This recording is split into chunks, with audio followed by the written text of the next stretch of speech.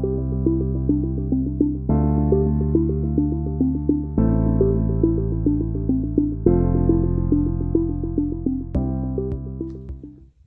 to the Leadership Series. My guest today is Liz Forsyth, CEO and Managing Director of Northcott, a leading disability services provider. Welcome, Liz. Thank you. It's lovely to have a chat with you. I know, it's so good to be here. So Liz, your leadership journey has spanned transformation, frontline service practice, digital transformation, and now CEO stewardship. I'm really keen to understand how your leadership style has evolved as your organisation and the external environment around you has changed as well. You make it sound like I've done lots of super fancy things. Look, I think interestingly enough, I actually had the experience of being a leader quite young. And so I think for me early on, that idea of leadership was, it was all about me, right? Yeah. So it was all about, I've got to know what's going on, I've got to understand this, I've got to be in control of that, I've got to make a decision here and tell the people what to do there.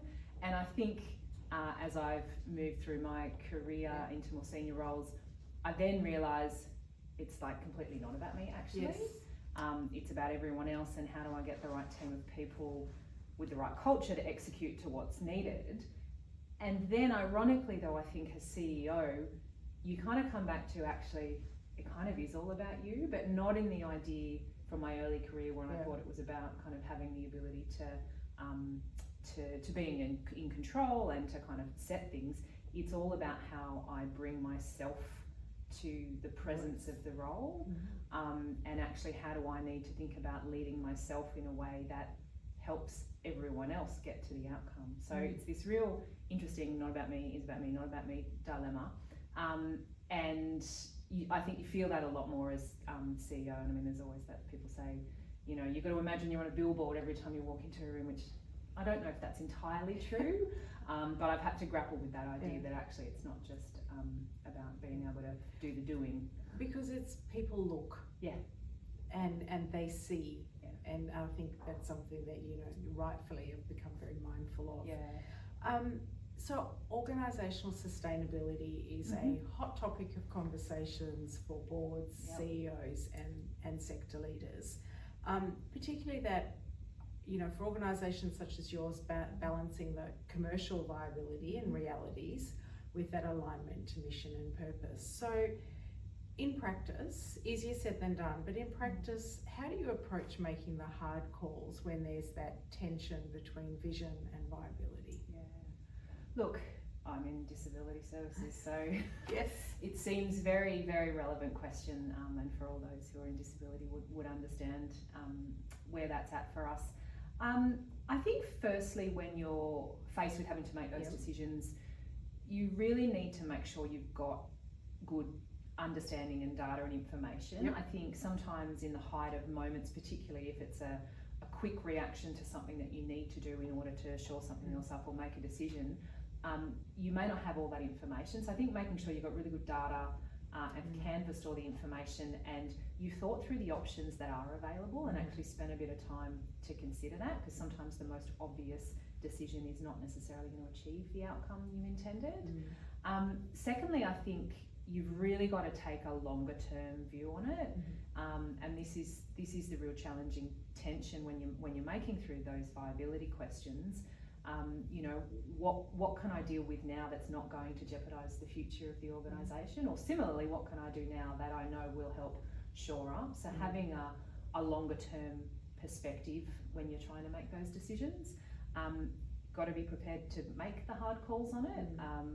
And I think certainly for us, we've been really clear and about not willing to compromise on values as part of that. So yes, you come into tension around a commercial reality of trying to run a service that you can't make work financially, but if we can't do that in a way that is going to be safe and that is going to provide the safeguards we think is right and true to values, we're prepared to walk away entirely because we're not prepared to compromise on the values. So I think that tension between the commercial reality, we're not just prepared to do whatever just to make it work financially, we're actually prepared to stand by what we believe in and the way we believe things need to be delivered in terms of good quality services and really good outcomes for people. That's still a hard decision. Yeah, and you it still is, have to make it. and it's interesting because often when that question gets answered, it's answered, well, if it doesn't make money, we're not going to do it. But it's also if our people aren't safe, so it brings a different lens to that decision making, and then also taking your staff on the journey of how you got to that decision as and well. It's almost, I mean, it is an easier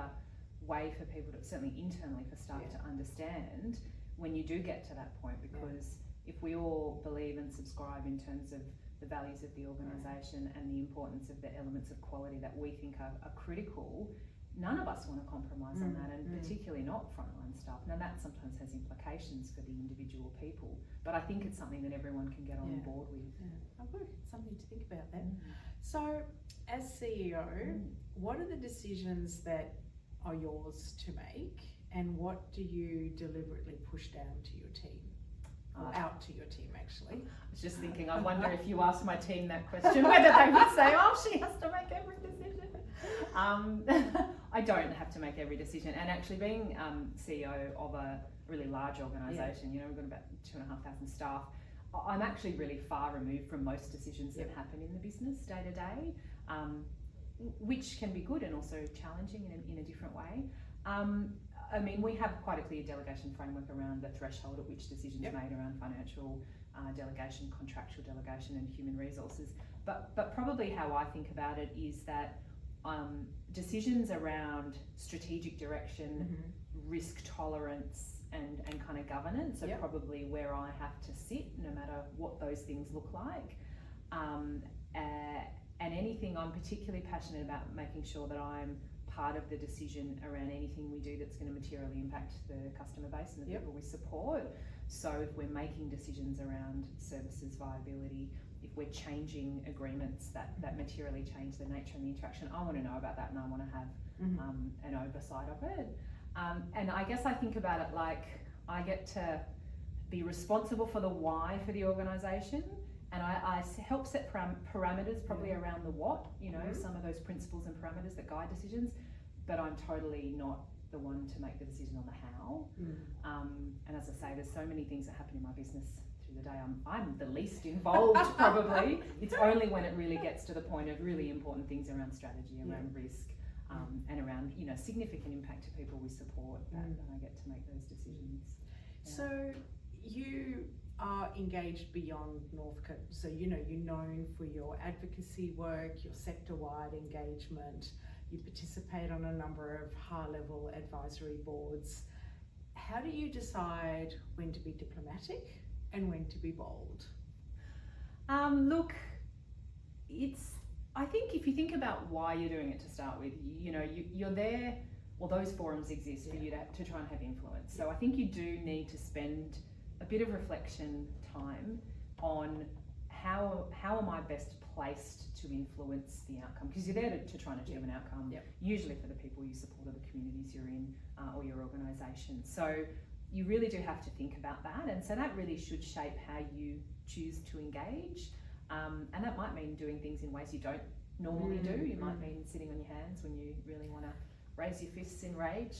So there's that, and I think it's about how you think in the context of that, how you think you're going to be able to get the best traction in terms of influence. And so, you know, I have spent a lot of time walking around Parliament House speaking to a lot of politicians, which can be a little bit soul-destroying.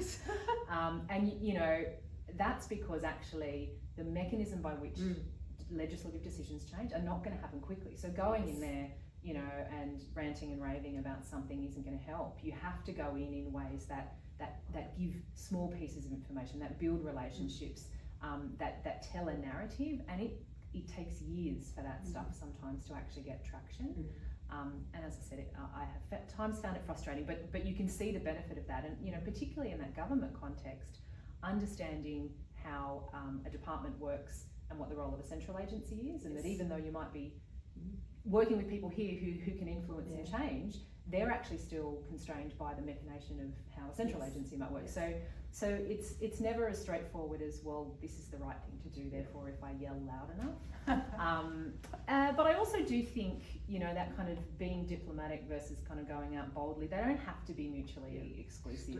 I think you can find ways of clearly and bravely communicating what might be really critical in ways that doesn't have to be ranting and raving, and I think stories are really powerful ways, and individual people, like actually understanding the impact for people is usually a really effective way to get your message across without being undiplomatic, perhaps. Undiplomatic, yes.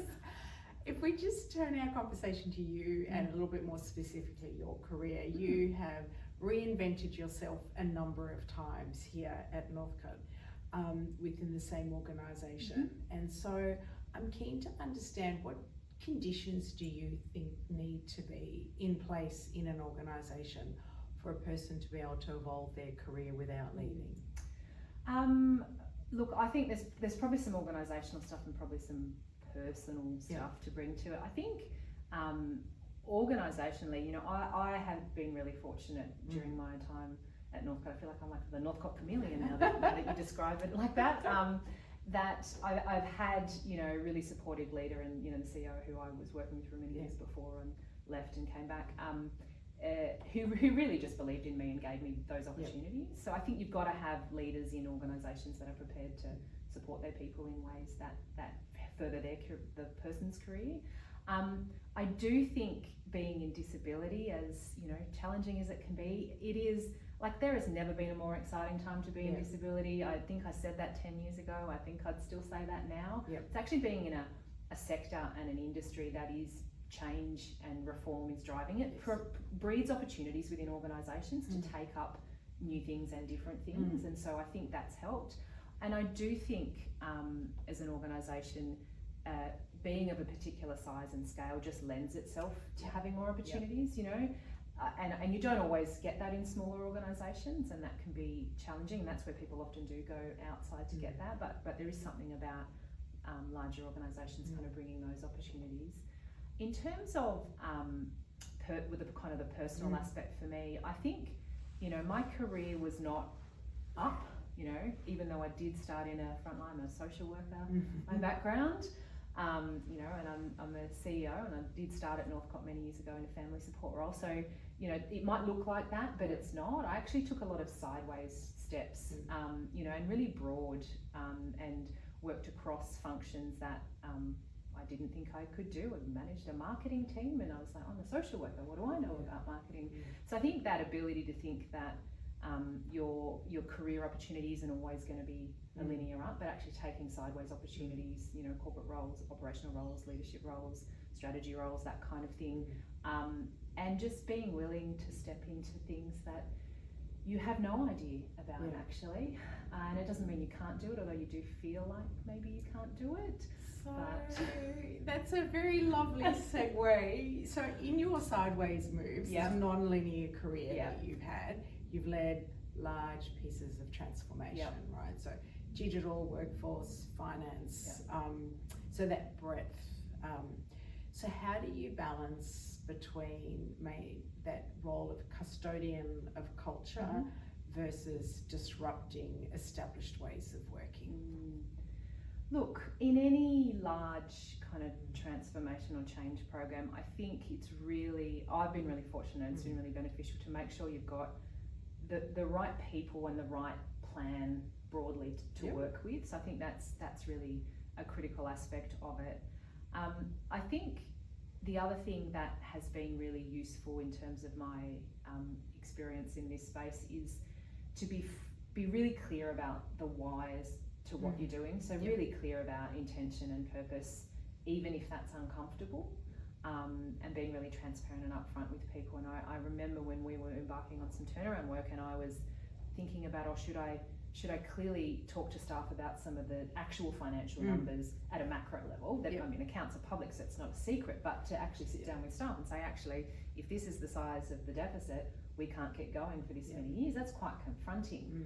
And I was worried it would worry people, but actually it helped people understand and reassure them. So there's something about actually finding a way to be really clear and transparent that is not fear-mongering of the issues, but to take them through it. And the other thing I think that I've certainly done before that I think is really important is spending some time up front setting the key principles by which you're going to make decisions or deal with those tricky issues when they come up. So rather than waiting for running through a program and going, actually, no, now we've got a dilemma. We do this, that's going to cause these people this problem, or the outputs that, how do we make that call? If you agree the principles of the work front up, it's much easier to deal with those really tricky situations. And, you know, I remember having a few, and the teams were at each other about, we should do it this way, no, we've got to do it that way. And I was like, I actually don't care which way we do it. Let's just go back to the principles we agreed would guide our thinking and our leading. And then it became really clear what the course of action was. Clarity is the thread that keeps you on the path and moving forward. Yeah. And I think the other thing I would say too is finding, even in difficult and times of change, finding ways to have fun and just be colleagues in the moment, you know, particularly when things are hard. And, you know, even fun things can be hard. You know, anyone who's done a really large digital transformation work, you know, the outcome could be great if you get it right, but that is a hard slog, you know, and obviously financial turnaround is particularly hard when you're dealing with people and jobs and decisions, but, you know, making time for that, because that is part of the culture here at Northcott. You know, we're a fun bunch of folk. You know, we enjoy making sure that we have joy in the environment that we're working, and, you know, you've got to find ways to do that even when it's hard. So, you know, I've had a couple of questions now about tenure, and the last one I just want to talk a bit about is people often make the assumption, oh, you've been in an organisation for a long time, you know, long tenure, very comfortable in your space. What's been the opposite of that for you, and what have been the learning and stretching moments for you?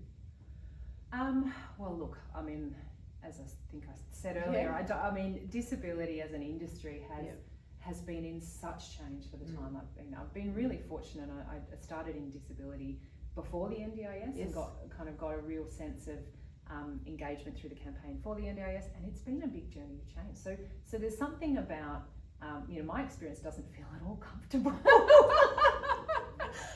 You know, and I do think that's in part from the nature of change in the industry, and thereby the nature of change in organisations that has to come from that. In terms of stretching moments, you know, for me they have been really stepping into those spaces where I haven't known what I'm doing, or I don't feel comfortable and taking on things because they're new. You know, I kind of have a mantra, just giving it a crack. Like I was just like, I'm just going to try it and see. We'll just make that thing up there and see if it's going to work and meet what we need to. So there's something about being prepared to kind of step into that space.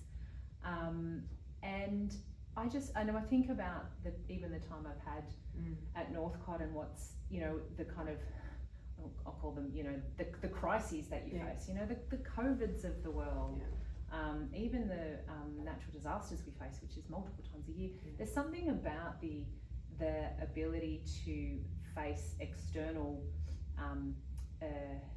environmental issues that present them as crises, as opportunities. And, you know, that I think that's been a real opportunity for not just me and my career, but other people in the organisation that really see them as opportunities to step into something or to lead something or to give it a crack in a different way in order to help. What kind of comes back to how we started this conversation around what people see you as.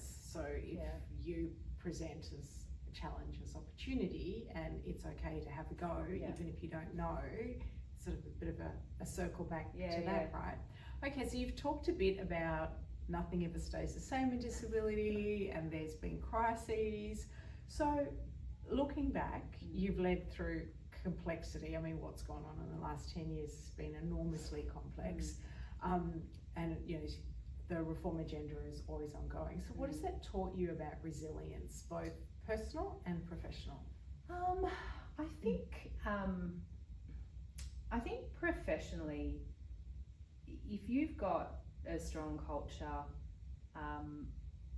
people step up and people do what's needed to be done, or more than what's needed to be done. But I do think that comes from a place of having that strong culture to start with.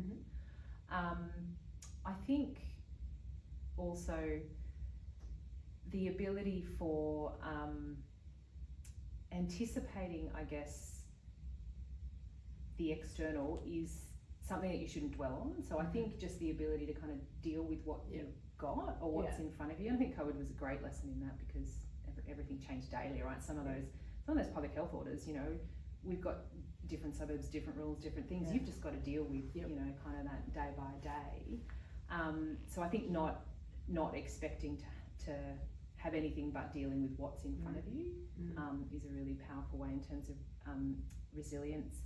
I do think fun and laughter and joy, even when things are hard, is really important in terms of building resilience. And I certainly think through challenging times, and I mean, yes, you say, oh well, we've got to laugh, otherwise we'd cry, but it's not quite as simple as that, right? Like there's something about the importance of having an approach to deal with difficulty, resilience that is about joy and that is about fun and humour and all those kinds of things.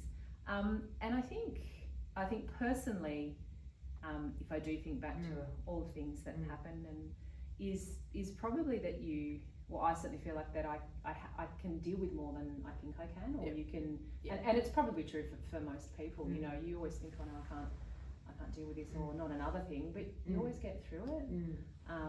You know, I have a dear colleague who always says, you know, and this too shall pass. Like, and then something else happens, but that's okay, because it too shall pass. But you know, there's something about strength in relationships with colleagues that help with that. But there really is kind of a you almost surprise yourself sometimes with what you can face and how you get out the other side. We're stronger and braver than we know, right? And turn up again and do it all again differently the next day. Yeah.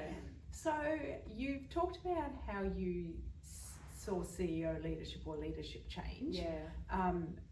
And so before I go to my few rapid fire questions, what is the one leadership belief apart from that's changed?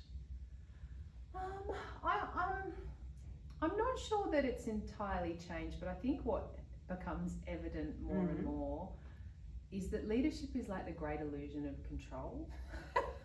Like, and I borrow that from my brother. My brother used to always say that parenting is the great illusion of control, right? Because you think, I've got a kid and I'm going to be the parent and they're going to do what I want them to do. That never happens, as those of us who are parents would know. But there's something in that about leadership, in that, you know, I'm always astounded that everything in my organisation continues to go so well, right? It's almost like I'm not involved in it, and I appreciate that I am the most powerful, formal power person in the organisation, but actually as a CEO, you don't really have a lot of power over what happens day to day and how things play out. And so I think it's a little bit that great illusion of control, because, you know, I actually have to do what I can to frame things, to set things, to put things together in the right way, to make big decisions that might go there, but ultimately I do have to go, and then I have to wait and see if it all comes together, and it doesn't all come together. But sometimes things do and sometimes they don't. But yeah, there is something about that. You know, I sometimes say I feel like I'm the least powerful person in the organisation, and I don't mean that in that I don't appreciate the authority I have and the delegation I have. But you know, I can't wave a magic wand and fix the IT department, no matter how many times people tell me that it needs to be fixed. Sorry, IT folk, you are doing a good job. But yeah, there is something about that. I think that it's, as I said, I think it's just the leadership being the greater illusion of control. I like that. Yeah. You can have that one. Can I have Actually, that you should credit my brother, because it was an adaptation of his original. I do like that. Okay, so in closing, 3 quick questions. What's one leadership habit you swear by, even under pressure? Don't think about it all at once. Great. So what's one podcast, book or idea that you've come back to more than once? Oh, I'm not usually very good at remembering those things. I have returned to some of the work of Kathy Burke around her book Leading In, but I think there's actually an idea or a concept, I think it's a quote from C.S. Lewis, that I often reflect on, which is you can't go back and change the beginning, but you can start where you are and change the ending. And that's something that I often think of, probably once a week, because you're faced with stuff and you go, actually, how do I actually change the ending and trajectory of this? I like that one. And in closing, what's the best bit of advice or feedback that you've received, even if it stung a bit at the time? I had a CEO who was arranging some executive coaching for me, and her brief to the coach was that I needed to work on my poker face and to learn how to suffer fools more gladly. Which, you know, it was a good piece of advice, and we did spend some time on that, and I think it just really helped. It was that first real understanding for me about that idea of presence as a leader, not just results. Yes. And I can't lie, and I still have a bit of a problem controlling my poker face, as I'm sure my team will tell you. But I do remember that as really important. Yeah. Liz, it's been a delight. It's been joyful. Oh, good. I'm pleased. Joy is important. Joy is important. Thank you so much for your time today. Been wonderful to chat. Much appreciated. Thank you for taking the time to listen to Liz and I have this conversation about all things leadership, and I will see you all next time.